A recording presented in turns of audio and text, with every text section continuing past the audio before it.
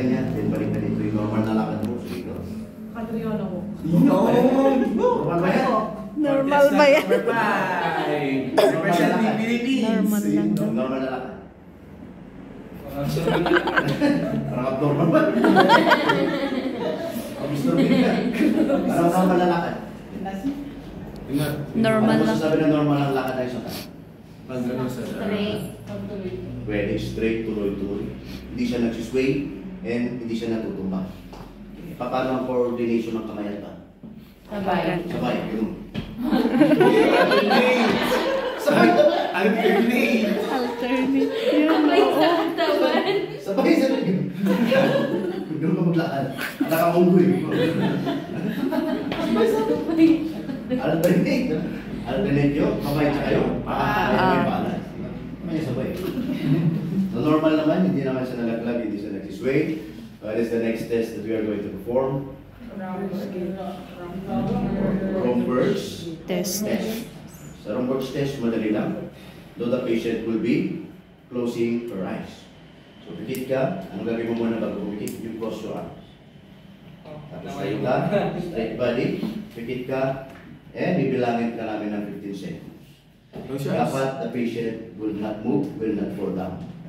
Okay? Hindi rin namin siya mag-sway. Salis na tayong lahat. Okay? Ready ka? Cross your arms. Pikit mo yung mata sa 15 seconds. Bibilangin nyo siya. Sige tayo na bawat. Bilangin nyo, go. 1, 2, 3, 4, 5, 6, 7, 8, 9, 10, 11, 12, 13, 14, 15 seconds lang. Okay na 15 seconds. So nakita nyo hindi naman siya gumagalaw. Hindi siya nagsisway. May mga tao kasi pag nag-rombog siya, hindi nila kaya. Nakapikitan mamaya, nagsusway ng ganyan niya. Meaning negative yun. Doon sa kanya, kaya niya. So, ano tamado doon, sir? Ano yung tamado doon? Most likely, you have problems sa iyo. Which part of your brain controls your balance? Mo? Anong part ng brain? Your? Hypothalamus. Either hypothalamus or baka may problema sa tenga mo. Kaya wala mawalan ka ng balance. Or baka iba, may vertigo mo. Okay? So mukhang wala naman problema. Anong next sa kanya? Standing on one foot with Standing eyes on one foot closed.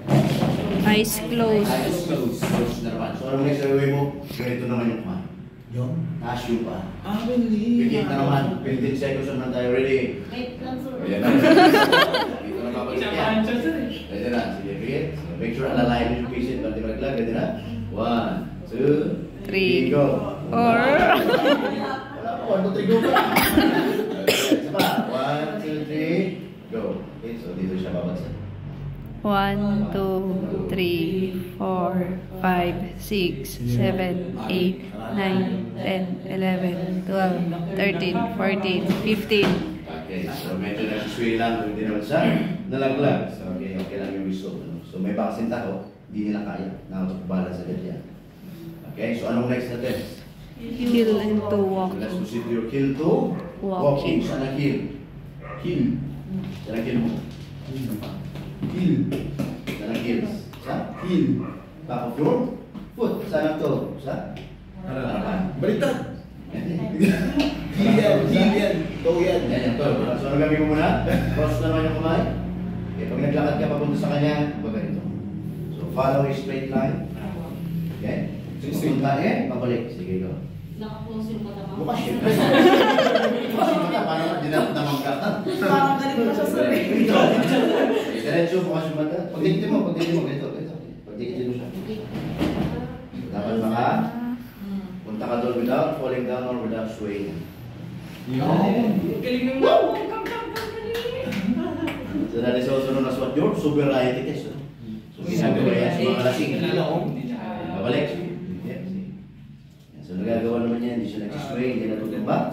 Meaning okay yan, skill to walking. Anong next? Toe or heel. Toe or heel walking. Anong next na gagawin mo? First is yung heel muna. Ganyan. So maglakad ka papunta doon, tapos pabalik dito. Sige, go. Ganun, sir? Ewan, papunta doon. Yan. Para siya, nakatapak ng tayo niya. Ganyan. So, correct ito, ganun din. Pag nakatapak ng tayo niya. Next, your heel, walking naman. Paano yun? Ay, your toe walking. Ganyan. Naka-tiptoe ka naman. So, same, papunta doon. Yan. Parang ikaw naman yun, nakatayo ngayon. Papunta doon. Parang nakatayo. Yan, pabalik dito. So, dapat hindi masutumba, hindi magsusoy. Para siya nakatayo. So, anong next? Document the findings on the client's record. Okay? Tomorrow we'll continue with